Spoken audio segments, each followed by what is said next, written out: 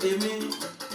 ló máa pẹ̀ rán ọmọ ẹgbẹ́ bí lọ́lá lórúkọ tèmi jẹ lẹ́yìn mo fẹ́rẹ̀ lé bàbá mi lórí ire bàbá Hussein mo fẹ́rẹ̀ lé Jamiu mi o adé special bàbá mi dáadáa ọkọ Bíntù ọkọ ọmọlára o ọkọ ọmọlára o ọkọ ọmọlára máa ń gbóhùn ẹnu mi dáadáa ọkọ Mọ̀nsúrátù bíbí Táyọ̀ ni mo ń kó bẹ̀rẹ̀ fún lọ. adé specials máa ń gbóhùn ẹnu mi dáadáa Hussein Jamiu o ọlọ́jọ́ mi tòní ni mo ń kó bẹ̀rẹ̀ fún lónìí oṣù kínní ọjọ́ kẹrìnlá kò sí bọ́ ṣe lè pẹ́ láyé tó ọ nímọ̀ sáré ọmọ Èdùmàrè ò ní ìṣẹ̀lẹ̀ yìí láṣẹ mọ́ ọdún 2021 yóò ní jásíbà ló jẹ́ olóríire bàbá mi dáadáa ọmọ olólùfẹ́ mi ni ó fẹ́ rere fún mi Èdùmàrè ò níjọ́ ọ̀rọ̀ gbé sọ̀nù bí ó ṣe bí ọmọ Ìkòyí sọ́mọ gbóríkì bàbá rẹ̀ adé special happy birthday to you máa mi dáadáa Hussein Jamiu o aláàjì Jamiu tẹlẹmú àrí ọlọ́run ọba mi ò ní jó kú kékeré Jamiu Ìkòyí ẹ̀ṣọ́ máa ń gbóríkì bàbá rẹ̀ yẹnbi lólú ọlọ́tà ẹ̀gbin ọmọ alẹ́rí ìkúdógún gbọ̀ngbọ̀ngbọ̀n mo tilẹ̀ kọ́ máa bàjẹ́ yọ àròní gbélé ìyìnbọn gbélé léwé àròní òwálé Olùkòyí òsínmi ogun ọmọ gbẹ̀yìn ọmọ gbẹ̀ngbẹ̀ tó di fẹ́sí lẹ́yìn ọ̀run kẹsìn òdòkó jẹ kẹsìn Olùkòyí ó lè jẹko ẹsìn Olùkòyí bá jẹko nílé bàbá yín àbámi gbẹ̀ngbẹ̀ àbámọ́ mi ẹ̀sìn tí ń jẹko ní nǹkankan ta ló ní kò yẹ sọ́wọ́ nílé bàbá rẹ̀ tá lábẹ́ lóṣùn tá lábẹ́ olo tá lábẹ́ olókìtì nílé bàbá yín ọmọ aṣọ gbódì ilé ọmọ aṣọ gbẹ́lì ìgboro ọmọ aṣọ àkìtàndọ́jà ogun òní pọ̀ tó báyìí kíkò yẹ sọmọfọlẹ díẹ̀ gún olè asọkọ olè ẹwù kọ ọmọbìnrin nǹkan rọbọtọ nínú kò yẹ sọ kúkú gbẹmílẹ bàbá tó bí ọlọ́mọ Ìkòyí ẹ̀ṣọ́ o sí bọ́ ṣe lè pẹ́ láyé tó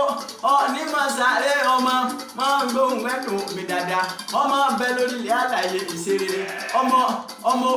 Olúṣínà máa ń gbóhùn ẹnu mi dáadáa ọmọ Olúbọdún o ọmọ àjọgẹ̀dẹ̀ ní ogun máa ń gbóhùn ẹnu mi ọmọ alágbẹ̀dẹ tí ó kọ́lé arọ́ máa ń gbóhùn ẹnu mi dáadáa bàbá yín ló kọ́ tiẹ̀ tó yànjú bàbá yín ló kọ́ tiẹ̀ lóye koro mọ̀lẹ́bùgbé ọ̀gbọ̀n ẹnu mi ọmọ àṣẹ bírí ṣeré ìlàyé aláwọ̀ àbí ọlọ́run ọba oníjọ́ ogún kékeré onímọ̀lẹ́ tí orí mọ̀ lè ṣe àjòjì gòdògbà nílé bàbá ẹ̀yìn wọn a sì gbé mọ̀ lé lójú nílé bàbá tó bí ọlọ́mọ ọmọ bẹ lórí àlàyé ìṣeré ọbẹ̀ níbẹ̀ sọ àtẹnẹsẹ̀ níbẹ̀ náà ìrẹ́gbà oṣù ní o oṣù máa gbóhùn ẹnu mi dáadáa ọmọ ibi tí ń pẹyẹ lóko mo gúnyán ilẹ̀bẹ̀ mo gbé ìfẹ́ yẹn nílẹ̀gbà oṣù nílé bàbá yín ẹyẹ lòun ò ní jẹ mo ro kankan lẹ̀bẹ̀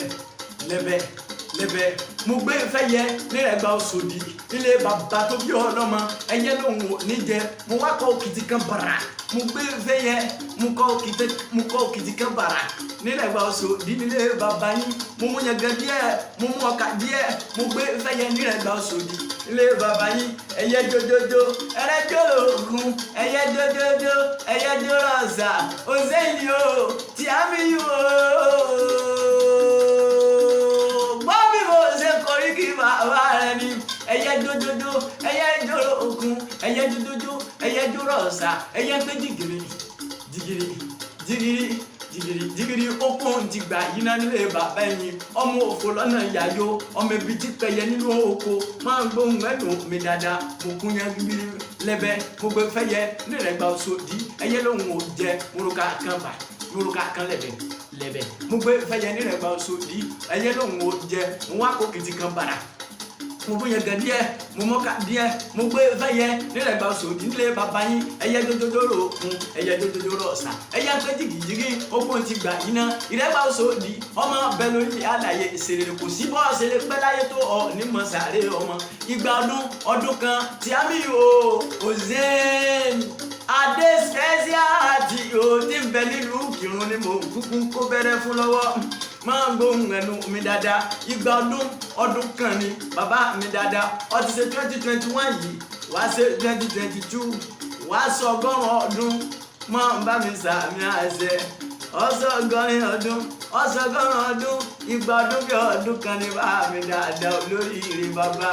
kọ gbó bí olúgbogbo tìrìgbó máa mi kọ gbó bí olúgbogbo tìrìgbó ọkọ bíntù o ọkọ ọmọlára o kọ gbó bí àgbàkan ọkọ ọmọ Súrátù bíbí Táyọ̀ tó fọmọ Sunday tó jẹjẹjẹ tó dá bẹ̀rẹ̀ bàbá mi olóríire bàbá happy birthday to you ọlọ́jọ́ bí o happy birthday to you ọlọ́jọ́ bí o happy birthday to you congratulations happy birthday to you ọlọ́jọ́ bí o happy birthday to you congratulations long life and prosperity my lovely father Ozen Tìámíyù adé special at sanwó ní ìlú Ìkìrun ìgbà ọdún kan ni bàbá.